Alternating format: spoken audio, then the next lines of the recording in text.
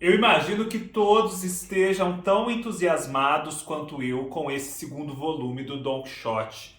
Vocês devem se lembrar muito bem do meu último vídeo, que foi aquela live, em que eu falava sobre o quanto eu havia gostado, sim, do primeiro volume, mas do quanto também eu havia sentido falta de algo um pouco mais grandioso, de algo um pouco mais potente do ponto de vista narrativo, algo mais original, a ponto de justificar a posição do Quixote no cânone ocidental.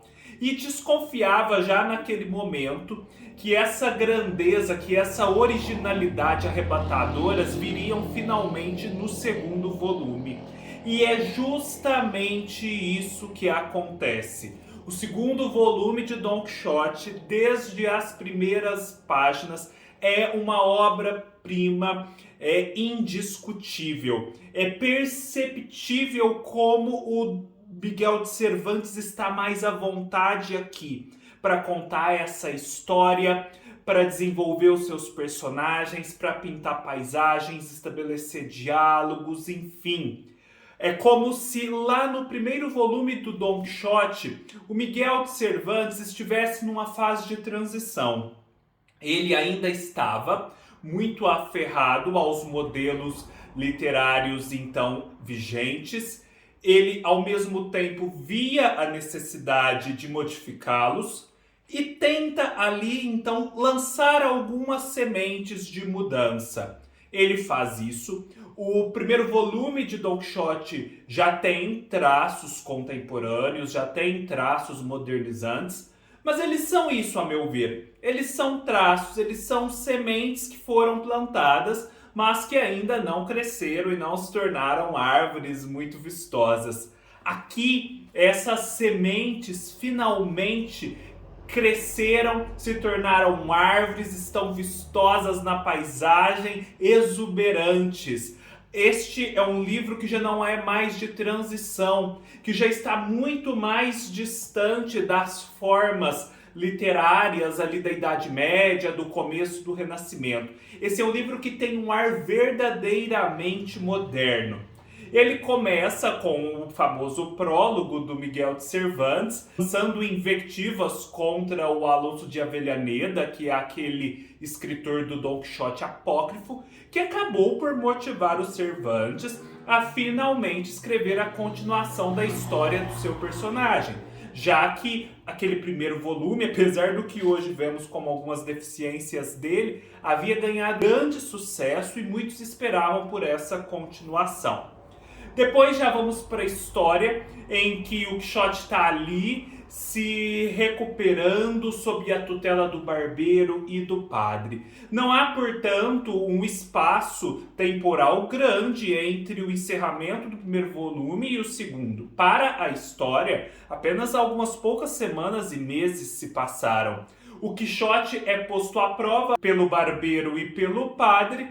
A princípio, como sempre, ele começa bem, mas depois, logo que é exposto à prova final, que é o assunto da cavalaria andante, ele desembesta na sua loucura e todos veem que já não é mais possível controlá-lo. E tanto ele quanto Sancho decidem mais uma vez sair numa terceira jornada para as suas aventuras. O livro já começa de forma soberba com o encontro de Quixote e Sancho e o bacharel Sansão Carrasco. O que é isso? Como isso é contemporâneo, como isso é vivo, como isso é engraçado e potente e inovador do ponto de vista narrativo. O bacharel Sansão Carrasco conta para o Quixote e para o Sancho que naquele pequeno intervalo de tempo que se passou para a história, mas para nós leitores, 10 anos entre uma obra e outra, o que eles fizeram foi contado e já é conhecido de muitos através de histórias. E essas histórias foram submetidas ao escrutínio da crítica. E essa crítica encontrou algumas inconsistências, alguns pontos que podem ser corrigidos. O que eu achei um barato foi que uma das primeiras coisas que o bacharel Sansão Carrasco menciona são as interpolações, que alguns teriam considerado exageradas demais e sem nada a ver com a história. Exatamente a percepção que nós, 500 anos depois, tivemos do primeiro volume. O público da época já tivera. Isso chegou ao Miguel de Cervantes. O Miguel de Cervantes coloca isso no segundo volume e se emenda. É uma crítica construtiva. Afinal, nessas primeiras 200 páginas que lemos, não há praticamente nenhuma interpolação, como havia aos montes no primeiro volume. A crítica e o público também apontam algumas inconsistências. A questão do burro do Sancho Panza, que some e depois aparece sem maiores explicações. Quem está atento às notas já havia percebido que nessas passagens referentes ao burro no primeiro volume, as notas sempre dão um monte de explicações a respeito de algumas inconsistências. Isso foi percebido pelo público da época, notado e absorvido pelos Cervantes e referido aqui nesse segundo volume. Outra questão: o que havia acontecido com aquele dinheiro que o Sancho Panza encontrou na Serra Morena, ali logo antes deles encontrarem o Cardênio? Ninguém mais fala daquele dinheiro. E eles justificam aqui que o Sancho, de maneira muito discreta, usou aquele dinheiro para suas despesas, pagou-se como se fosse um salário. Afinal de contas, e aí faz muito sentido, o Cervantes amarra muito bem essa ponta da história. Era por Sancho ser muito mais repreendido e rechaçado pela esposa, se tivesse voltado com as mãos abanando, como parecia que ele havia voltado, do que se ele de fato voltou com esse dinheiro. Isso justifica que ele tenha conseguido se acomodar ali em relação à sua esposa e continuar na esfera de influência do Don Quixote. Então, a partir desse momento, dessa conversa com o Sansão Carrasco, Sancho Panza e Quixote tomam consciência de que são personagens.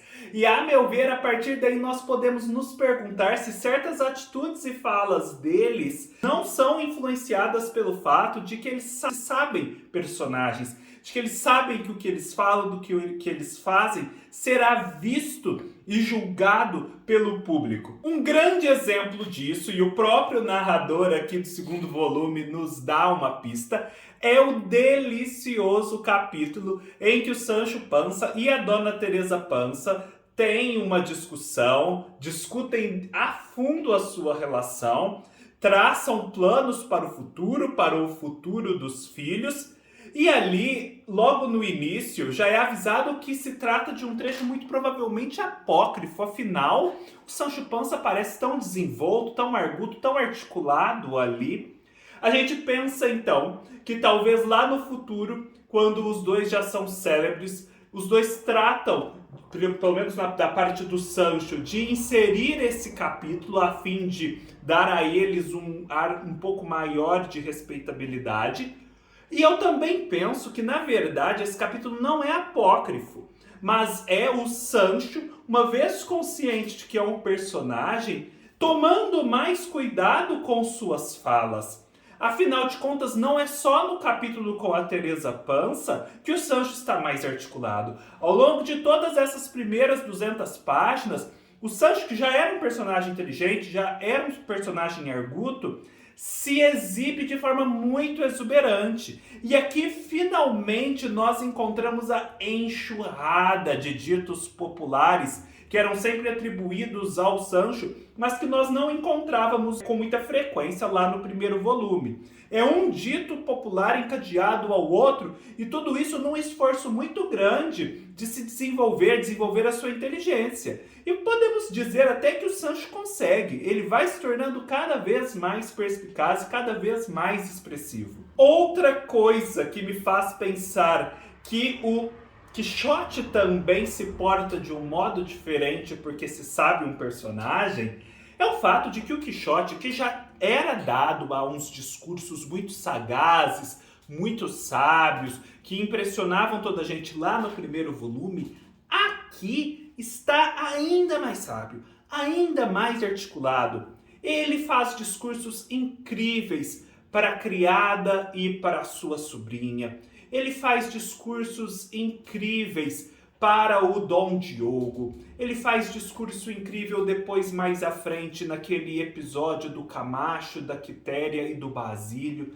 Enfim, são muitas oportunidades aqui em que o Don Quixote se articula. E aqui fica mais pontuado que todo mundo que percebe a sua loucura também fica perplexo por conta da sua sabedoria. Essa sabedoria impressiona cada vez mais as pessoas e as coloca cada vez mais no estado de perplexidade. Estando os Cervantes mais à vontade, todos os personagens e todas as cenas do livro ganham. Tudo aqui flui muito mais, tem um ar mais arejado. O Cervantes se permite ir abrindo fronteiras, desenvolvendo mais o Sancho, o Quixote. Os personagens que interagem com eles parecem ser mais vivos, ter um colorido mais nítido. Antes, no primeiro volume, nós tínhamos muito aquela sucessão. Cenas numa estrada poeirenta e depois cenas naquela fatídica estalagem. Aqui não. Aqui são muitas as situações, são muitos os encontros. Eles vão para a casa do Dom Diogo, eles vão lá para o casamento do Camacho e da Quitéria. Tem a situação com os leões, o encontro com o Cavaleiro do Bosque, enfim, uma miríade de situações que fazem parte da história que a tornam mais ricas. Lá no primeiro volume, parece que o Cervantes não tinha tanta confiança na sua própria história. Por isso precisava ficar recorrendo àquelas interpolações meio que para encher linguiça e fazer a coisa toda ganhar corpo e chegar ao final. A cena do Quixote com o Cavaleiro da Floresta, ou Cavaleiro de Espelhos, ou Cavaleiro do Bosque, enfim, o Sansão Carrasco disfarçado, e também a cena entre o escudeiro do Sansão Carrasco e o Sancho Panza, são impagáveis, são maravilhosas.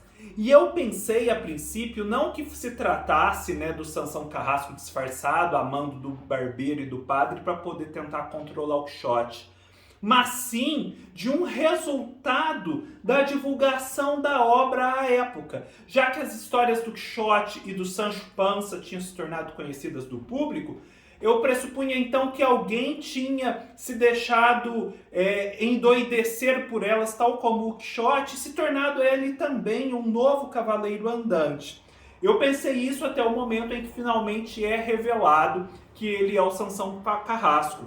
Mas seria muito interessante se ele não fosse o Sansão Carrasco e fosse essa outra pessoa influenciada pela história que já vinha sendo contada, né? Eu acho que o livro ainda ganharia muito mais nessa questão da metaficção e da autorreferência. O episódio do Quixote com os leões é maravilhoso. E do ponto de vista da dramaticidade, da tensão, é uma cena muito bem construída, né? O Quixote leva ao limite a sua temeridade, a sua fantasia, a sua coragem, que é, na verdade, uma temeridade.